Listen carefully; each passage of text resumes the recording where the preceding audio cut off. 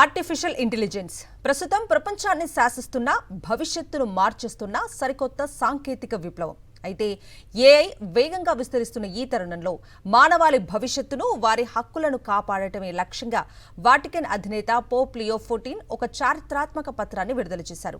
మ్యాగ్నిఫికా humanities అంటే అద్భుతమైన మానవత్వం అనే పేరుతో ఆయన తన మొట్టమొదటి ఎన్సైక్లికల్ లేదా బహిరంగ లేఖను ప్రపంచవ్యాప్తంగా ఉన్న 140 కోట్ల మంది క్యాథలిక్లకు విడుదల చేశారు.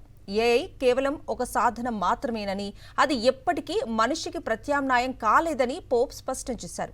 దీనికి సంబంధించిన మరిన్ని వివరాలు ఇప్పుడు చూద్దాం. సరిగ్గా 135 ఏళ్ల క్రితం పారిశ్రామిక విప్లవం సమయంలో కార్మికుల హక్కుల కోసం పోప్ లియో 13 రాసిన చరిత్రాత్మక పత్రం స్ఫూర్తితో ప్రస్తుత పోప్ లియో 14 ఈ సరికొత్త ఏఐ యుగంలో మానవ హక్కుల కోసం 42,300 పదాలతో కూడిన భారీ లేఖను రూపొందించారు. ఈ పత్రంలో ఆయన ప్రధానంగా ప్రస్తావించిన అంశం ఏఐ సామర్థ్యానికి మానవ మేధస్సుకు ఉన్న తేడా. ఆర్టిఫిషియల్ ఇంటెలిజెన్స్ అనేది కేవలం డేటా ప్రాసెసింగ్ ద్వారా మనిషిని అనుకరించే ఒక సాధనం మాత్రమేనని పోప్ స్పష్టం చేశారు. మ్యాథ్స్ లేదా కంప్యూటేషన్ పరంగా అది వేగంగా పనిచేసినప్పటికీ ఏఐకి సొంత అనుభవాలు ఉండవు, శరీరం ఉండదు, సుఖ దుఃఖాలు తెలియవు. ప్రేమ, స్నేహం, బాధ్యత వంటి మానవీయ విలువలు దానికి అస్సలు అర్థం కావు అని ఆయన గుర్తు చేశారు. ఏఐ వల్ల ఉద్యోగాలు కోల్పోతున్న కార్మికుల పక్షాన పోప్ గళం విప్పారు. సాంకేతికత ఎంత పెరిగినా కార్మికుడికి గౌరవం, సరైన వేతనం ముఖ్యం అని చెప్తూనే డిజిటల్ ఆర్థిక వ్యవస్థలో జరుగుతున్న ఆధునిక బానిసత్వాన్ని ఆయన తీవ్రంగా ఖండించారు. ముఖ్యంగా తక్కువ జీతాలకే డేటా లేబులింగ్, కంటెంట్ మోడరేషన్ పనులు చేస్తున్న యువతను, అలాగే టెక్నాలజీకి అవసరమైన ఖనిజాల కోసం ప్రాణాలకు తెగించి మైనింగ్ చేస్తున్న చిన్న పిల్లల దుస్థితిని పోప్ ప్రస్తావించారు. సాంకేతిక ప్రవాహం ఆగకుండా సాగడం కోసం ఈ మనుషుల శరీరాలు గాయపడుతున్నాయి అంటూ ఆయన ఆవేదన వ్యక్తం చేశారు. ఈ లేఖ విడుదల కార్యక్రమానికి సిలికాన్ వ్యాలీకి చెందిన ప్రముఖులు, ముఖ్యంగా Anthropic co founder Christopher Ola కూడా హాజరయ్యారు.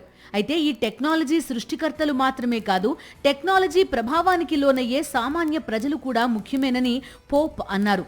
మనిషి విలువ ఆయన చేసే ఉత్పత్తిపై ఆధారపడి ఉండదని, కేవలం మనిషిగా పుట్టినందుకే ప్రతి ఒక్కరికి హక్కులు ఉంటాయని చెప్తూ ఈ డాక్యుమెంట్లో గౌరవం అనే పదాన్ని ఏకంగా 100 సార్లు వాడారు. బైబిల్లోని టవర్ ఆఫ్ బాబెల్ కథను ఉదహరిస్తూ టెక్నాలజీ పేరుతో ప్రపంచాన్ని ఒకేలా మార్చేయాలని చూస్తే వచ్చే నష్టాలను వివరించారు. ఇక కేవలం సిద్ధాంతాలే కాకుండా కుటుంబాల కోసం కొన్ని ఆచరణాత్మక సిఫార్సులు కూడా చేశారు పోప్. చిన్న వయసులోనే పిల్లలకు స్మార్ట్ ఫోన్లు, సోషల్ మీడియా ఇవ్వడం వల్ల వారి నిద్ర, ఏకాగ్రత, మానసిక సంబంధాలు ఎలా దెబ్బతింటున్నాయో సైకియాట్రీ పరిశోధనల ద్వారా వివరించారు. పిల్లలు డిజిటల్ అడిక్షన్, లైంగిక దోపిడీకి గురికాకుండా కాపాడుకోవాలని తల్లిదండ్రులకు సూచించారు. అలాగే యుద్ధాలలో ఏఐ ఆయుధాల వాడకంపై, డేటా యాజమాన్య నియంత్రణలపై కూడా ఆందోళన వ్యక్తం చేశారు. చివరిగా మానవ జీవితం ఎంతో అందమైనది. టెక్నాలజీ పరంగా మనం తక్కువగా కనిపించినా ప్రేమించే గుణమే మనల్ని గొప్పవారిని చేస్తుంది. దేవుడు నివసించేది మానవత్వంలోనే అంటూ టెక్నాలజీ కంటే మనిషే మిన్న అని పోప్ లియో చాటి చెప్పారు.